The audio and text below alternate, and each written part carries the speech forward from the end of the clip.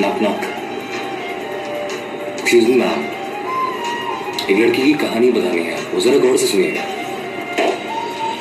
आपसे कुछ मिलती जुलती शक्ल थी उसकी, नाम भी शायद क्या बताया था आपने? हाँ जी हाँ जी, वही नाम है उसका भी। कुछ आपके जैसी ही हरकतें भी थी उसकी। किसी जमाने में मैंने बहुत बहुत बहुत ही ज्यादा प्यार किया था उससे।